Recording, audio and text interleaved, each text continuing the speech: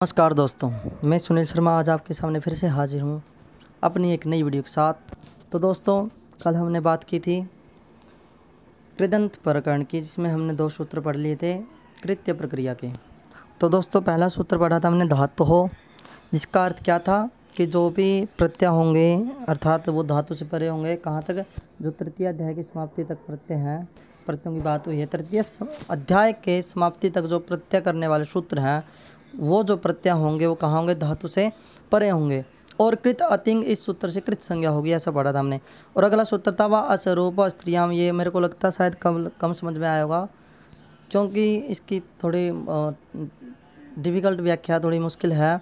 तो इसका अर्थ क्या था कि वह अर्थात विकल्प से, अस्वरूपो अर्थात स्वरूप होता है एक समान, अर्थात जो एक समान एक जैसा हो, प्रत्यय एक जैसे प्रत्यय हो, परंतु अस्वरूप जो एक समान नहीं है, अर्थात असमान रूप वाला अपवाद, अर्थात जिसको अपवाद कह सकते हैं। अपवाद का अर्थ होता है कि एक कार्य करना दूसरे का नहीं करना, या फिर एक कार्य की जगह दूसरे का निषेध कर देना, वो होता है अपवाद। तो उत्सर्ग सूत्र की बात हो गई थी, जो मतलब कि विकल्प से कार्य करता है, उत्सर्ग सूत्र हो गया। तो विकल्प से बाधक हो, अर्थात उसका बाधक करता है वो विकल्प से, एक प्रकार से फिर बाध कर हो ही गया। क्योंकि जैसे कि मैंने कोई काम किया और उसी काम को फिर किसी दूसरे ने कर दिया और उस काम को फिर मेरे लायक नहीं छोड़ा, तो क्या हुआ? मेरा काम बंद कर दिया ना उसने, उसका खुद का चला लिया, तो उत्सर्ग हो गया वो। तो वैसे ही कोई जैसे कोई प्रत्यय कर रहा कोई सूत्र, उसी सूत्र के स्थान पर कोई दूसरा उसी अर्थ में या उस प्रत्यय के स्थान पर कोई दूसरा प्रत्यय कर रहा, तो उत्सर्ग सूत्र हो गया वो। और प्रत्यय क्या हो गया? विकल्प से बाध कर दिया पिछले वाले सूत्र का, ऐसा बोल सकते हैं। जैसे कि देखो यहाँ दिया हो, तव्यत उत्सर्ग प्रत्यय है तथा अन्यत आदि विशेष अपवाद प्रत्यय। क्योंकि तव्यत एक निश्चित होता है, शुरू में ही तव्यत शुरू में हो जाता है, फिर उसका निषेध करते रहते हैं उसी अर्थ में, उसी धातुओं से आगे अन्यत आदि प्रत्यय होते रहते हैं। तव्यत का तव्य शेष रहता है और अन्यत का यह शेष रहता है, इसलिए क्या यहाँ पर ये उत्सर्ग प्रत्यय हुआ। यदि एक जैसा होता, तव्यत का तव्य शेष रहता और तव्य प्रत्यय भी होता है, वहाँ तव्य, तो ये दोनों आपस में बाधक नहीं होते और न ही उत्सर्ग होते, क्योंकि ये एक समान हो जाते हैं। वहाँ बात कैसी हुई है? असमान की, अर्थात प्रत्यय एक समान नहीं होने चाहिए। और कहाँ पे? अस्त्रियाम, अर्थात स्त्रीत्व विवक्षा को छोड़कर, अर्थात स्त्रीय प्रत्ययों को छोड़कर, अर्थात स्त्रीलिंग को छोड़कर, ऐसा मान सकते हैं। ये पुल्लिंग और नपुंसकलिंग में ही होगा जितने प्रत्यय होंगे असमान रूप वाले, ये सिर्फ पुल्लिंग और नपुंसकलिंग में होंगे, स्त्रीलिंग में नहीं होंगे। तो अगले सूत्र पर चलते हैं हम जल्दी से। अगला सूत्र है कृत्याः। यहाँ देखो एक लिखा हुआ है, जहाँ मैंने बताया था जो भी सूत्र पे लिखा हो वही विभक्ति होती है। एक लिखा हो तो क्या हुआ? प्रथमा विभक्ति है, प्रथमा विभक्ति का बहुवचन है। लघु सिद्धांत कौमुदी का 767वां सूत्र है और अष्टाध्यायी का तीसरे अध्याय का पहले पाद का 95वां सूत्र है। जो पिछला वाला सूत्र था वो 94वां था, ये 95वां सूत्र है। तो इसकी वृत्ति क्या है? कृत्याः सूत्र है और नवल त्रिचौ, अर्थात ये सूत्र है नवल त्रिचौ, जो तीसरे अध्याय का पहले पाद का 133वां सूत्र है। इत्यतः, अर्थात इससे, प्राग मतलब पहले, कृत्य संज्ञा स्युः, अर्थात कृत्य संज्ञा होती है। किसकी होती है कृत्य संज्ञा? किसकी बात चल रही थी? प्रत्ययों की, क्योंकि पिछले सूत्र में क्या बात थी? प्रत्ययों की बात हुई थी। तो अनुवृत्ति लेते हैं पिछले सूत्र की, क्योंकि इससे अगला ही सूत्र अष्टाध्यायी के हिसाब से। तो नवल त्रिचौ इस सूत्र से, इत्यतः प्राग, इस सूत्र से पहले जितने भी सूत्र होंगे या जितने भी सूत्र होंगे जो प्रत्यय करेंगे, उन सब की क्या होगी? कृत्य संज्ञा, उन सब की क्या होगी? कृत्य संज्ञा हो जाएगी। अर्थात नूल त्रिचौ से पहले के प्रत्यय कृत्य संज्ञक हो, ऐसा ही सूत्र बोलता है, अर्थात ये संज्ञा सूत्र है। एक कृत अतिंग भी संज्ञा सूत्र था, कृत संज्ञा करेगा, दोबारा से कृत्य संज्ञा होगी। किनकी? प्रत्ययों की, प्रत्यय करने के बाद जो शब्द बनेगा उसकी कृत्य संज्ञा होगी। तो नेक्स्ट सूत्र है कर्तृकृत। यहाँ देखो कर्तरी में 7 लिखा हुआ है, क्या लिखा हुआ है? 7 लिखा हुआ है और कृत में 1 लिखा हुआ है। तो समझ जाना, 7 अर्थात सप्तमी विभक्ति एक वचन, 1 मतलब प्रथमा विभक्ति एक वचन। अर्थात कर्तरी, अर्थात कर्ता में, अर्थात कर्ता में या कर्ता अर्थ में, कृत मतलब कृत प्रत्यय होते हैं। अर्थात कृत प्रत्यय कहाँ पे होते हैं? कर्ता के अर्थ में। कर्म में नहीं होंगे, कर्ण में नहीं होंगे, संप्रदान में भी नहीं होंगे, अपादान में भी नहीं होंगे। कहाँ होंगे? कर्ता अर्थ में। कर्ता ने कर्म को कर्ण से के द्वारा संप्रदान के लिए अपादान से जुदाई, संबंध काके की रारेरी, अधिकरण में पर इत्यादि जो संबोधन वाक्य होते हैं, कारक विभक्ति होती हैं, जो कारक चिन्ह होते हैं, उनमें बात हुई कर्ता पर। सबसे पहला कर्ता होता है। तो क्या बोला कि कृत प्रत्यय कर्तरी स्यात्, कृत प्रत्यय कर्तरी स्यात्, अर्थात जो कृत प्रत्यय होंगे वो कर्ता अर्थ में होंगे। किस में होंगे? वो कर्ता अर्थ में होंगे, न कि किसी और के अर्थ में। अर्थात यहाँ तक आपको समझ में आ गया होगा, क्योंकि ये बहुत आसान सूत्र थे। दोनों ही एक संज्ञा सूत्र है और एक परिभाषा सूत्र है। अर्थात पहले वाला बोलता भी नुवुल त्रिचौ इत्यतः प्राकृत संज्ञासु, अर्थात नुवुल त्रिचौ सूत्र से पहले के जितने भी प्रत्यय होंगे वो सब की, उन सब की क्या होगी? कृत्य संज्ञा। सिर्फ यहाँ तक, इसके बाद नहीं होगी। नुवुल त्रिचौ के बाद नहीं होगी कृत्य संज्ञा, अर्थात इससे पहले कृत्य संज्ञा होगी। और उसके बाद है कर्तृकृत। कर्तृ अर्थात कर्ता में, अर्थात कर्ता अर्थ में, कृत अर्थात कृत प्रत्यय होते हैं। कृत प्रत्यय अर्थात कृदंत वाले प्रत्यय होते हैं। कृतंत का अर्थ यही है, कृत अंत अर्थात जिसके अंत में कृत प्रत्यय हो वो कृदंत हो गए, उसका नाम ही कृदंत अर्थात कृत प्रत्यय। अर्थात कृत प्रत्यय कर्ता अर्थ में हो, ऐसा इसने कहा है। अब नेक्स्ट सूत्र है, ये हम कल करेंगे क्योंकि इसमें रूप सिद्धि बनेगी। अब रूप सिद्धि यदि मैं ऐसे समझाऊंगा आपको समझ में नहीं आएगी, इसलिए पहले मैं एक कॉपी पर इसकी रूप सिद्धि लिख लूँगा और आपको सूत्र समझा के, या अभी समझा देता हूँ सूत्र और रूप सिद्धि कल समझा देंगे। तो ये सूत्र क्या है?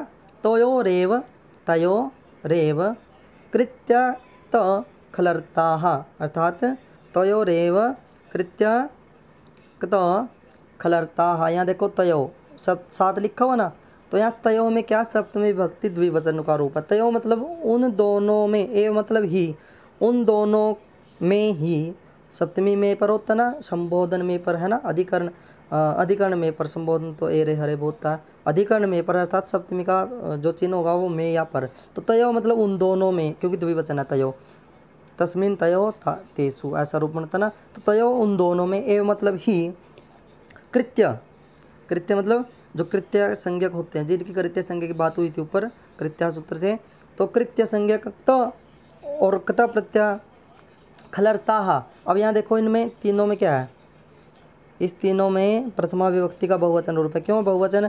1 2 3, 3 शब्द हैं इसमें, तो बहुवचन तो अपने आप उन्होंने इसमें समास कर दिया है, तो इस कारण से क्या हो गया? इसमें बहुवचन हो गया। और ये अष्टाध्यायी के हिसाब से तीसरे अध्याय का चौथे पाद का 17वां सूत्र है। तो क्या बोलता है? एते, एते मतलब ये सब, भाव कर्मणो।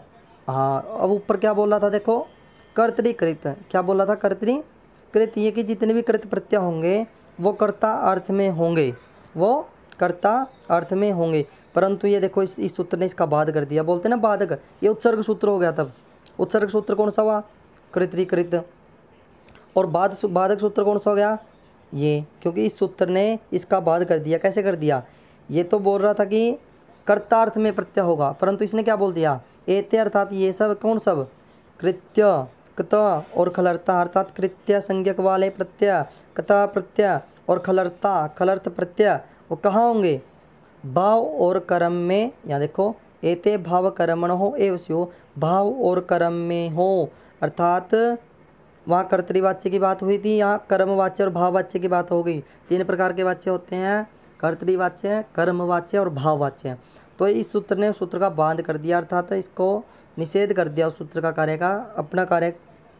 अर्थात क्या बोल रहा है? कृत्य और खलर्थ प्रत्यय भाव और कर्म में होंगे, ऐसा इसने बोल दिया। जैसे कि इनमें कर्ता अनुक्त रहता है, अर्थात कर्ता अनुक्त, अनुक्त उक्त होता है कहना। उक्त क्या होता है?